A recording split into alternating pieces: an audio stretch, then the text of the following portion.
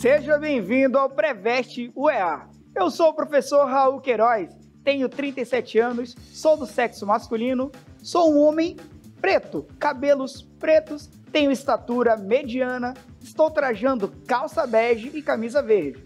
O ambiente da aula é um estúdio de televisão e usarei uma tela interativa para anotações. E a nossa aula de hoje é sobre verbos de ação e verbos de ligação. Mas para respondermos às questões, precisamos rever alguns conceitos acerca dos verbos e sua predicação.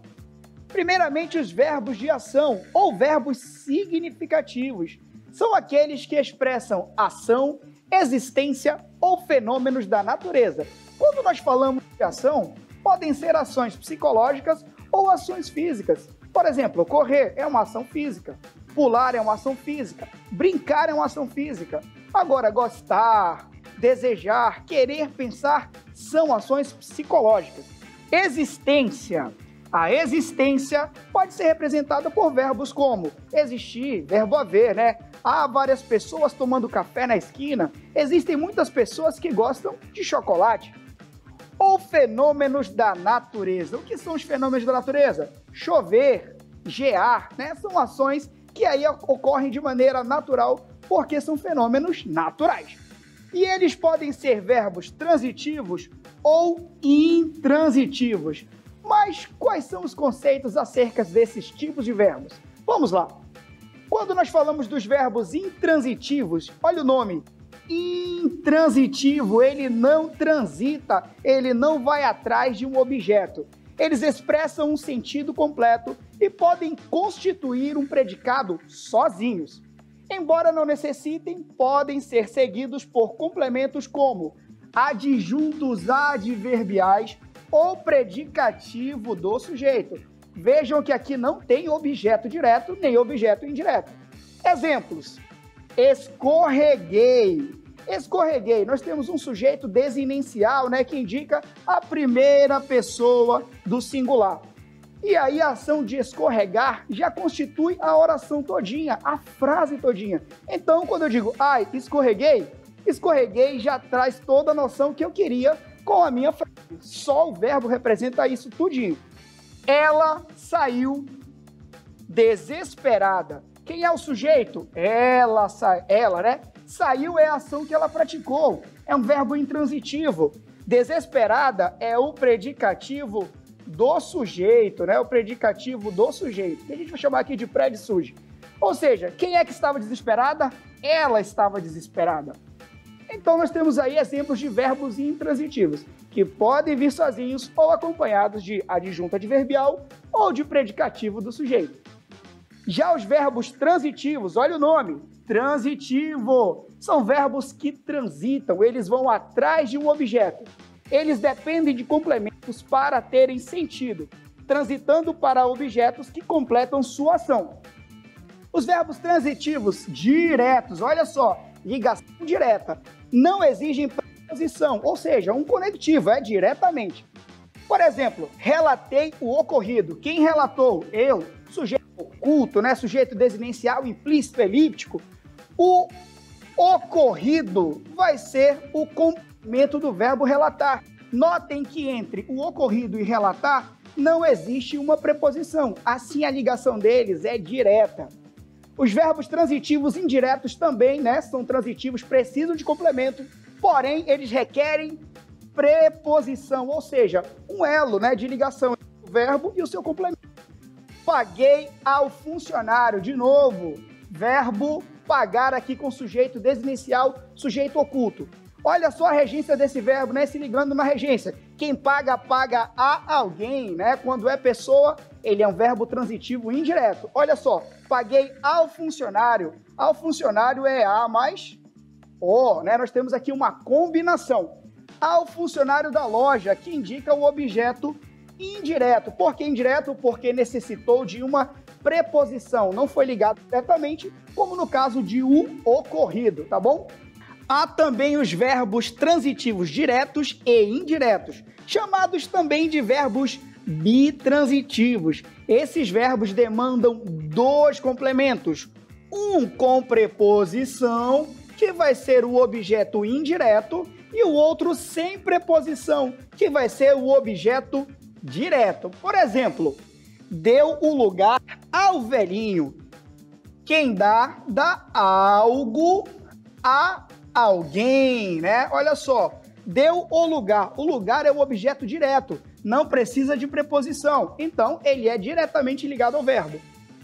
Ao velhinho, olha só a preposição a bem aqui, ó, indicando que tem um conectivo entre o verbo dar e ao velhinho. Nesse caso, objeto direto, OD, e o OI, né, ao velhinho. O professor ensinou as regras aos alunos. O professor, nesse caso, é o sujeito. Quem ensina, ensina algo, que são as regras, que vamos chamar de objeto direto, porque não tem preposição deles. Aos alunos é o objeto indireto, porque ele é um complemento preposicionado. Por outro lado, aos verbos de ligação, que conectam o sujeito às suas características, expressando estado, mudança de estado ou continuidade de estado, né? Mas não ações, de jeito nenhum. Eles simplesmente são verbos que vão trazer uma característica ao sujeito, ligando a sua característica ao sujeito, que a gente chama de predicativo. Prestem atenção. Estou, né? Quem é o sujeito de estar nesse caso? Eu, né? Eu estou doente. Eu estou doente. Presta atenção. O verbo estar bem aqui, ó, ele não está indicando uma ação. Ele está indicando um estado transitório. Nesse caso, doente é o estado dele, que a gente vai chamar de predicativo do sujeito. Deixa eu só apagar aqui. A gente vai chamar de predicativo do sujeito. Ou surge, né? Aqui, ó, predicativo do sujeito. E esse cara aqui é um verbo de ligação. Por quê? Não indicação. Ele simplesmente vai ligar o estado ao sujeito, que é o eu. Nesse caso, é um sujeito elíptico, porque a desinência do verbo já me indica quem é que está com esse estado aí. Vamos então para a primeira questão. Vejam só. Em quase nada, no século XVII, escapava a astúcia dos que adulteravam alimentos. Trecho do livro Em Casa, de Bill Bryson. O termo sublinhado é um verbo. Prestemos atenção aí, ó. Quase nada no século XVII. Olha só quem é o sujeito. Quase nada. No século XVII é o adjunto adverbial de tempo, né? A locução é adverbial. Escapava a astúcia. Prestem atenção aqui, ó. Quem escapa, escapa a algo. Como é que eu sei? Porque eu tenho um A com acento indicativo de crase, que é o acento grave. Então, esse A indica que eu tenho a preposição a mais o artigo a. Nesse caso, preposição é exigida por verbos transitivos indiretos. Logo, nós marcaríamos a letra A, transitivo direto? Não, não, não. B, intransitivo? Também não. Ele é de ligação? Claro que não. Ele é transitivo direto e indireto, como diz a letra E? Não, ele só tem um complemento e ele é preposicionado. Logo, nós marcaríamos a letra D, transitivo indireto. Pegaram a visão? Então, vamos para a próxima questão. Questão 2, então, hein? Macário, desate a mala de meu burro e traga uma aqui. Esse é um trecho do livro Macário, de Álvares de Azevedo, grande Álvares de Azevedo. Na oração em que está inserido, o termo sublinhado é um verbo que pede. Letra A, objeto direto, expresso pelo vocábulo mala, e objeto indireto, expresso pelo vocábulo ma. Letra B, apenas objeto indireto, expresso pelo vocábulo ma. Letra C, apenas objeto direto, expresso pelo vocábulo ma. Letra D, objeto direto, expresso pelo vocábulo burro. E objeto indireto, expresso pelo vocábulo ma. Ou letra E, objeto direto e objeto indireto, ambos expressos pelo vocábulo ma. Então prestem atenção aqui no termo sublinhado. Tragam-ma aqui. Esse daqui é um complemento incomum, né? Não é normal nós vermos esse pronome ma. Como assim o ma? O ma é a junção do me, que é um pronome oblíquo, mais o a, que é outro pronome oblíquo. Ou seja, tragam-na para mim, né? Tragam a mala para mim. Nesse caso, ele tem dois complementos. Sendo assim, nós marcaremos a letra E, objeto direto e objeto indireto, ambos expressos pelo vocábulo ma, que é a junção do me, né? Que é um pronome oblíquo, mais o a, ou seja, tragam a mala para mim.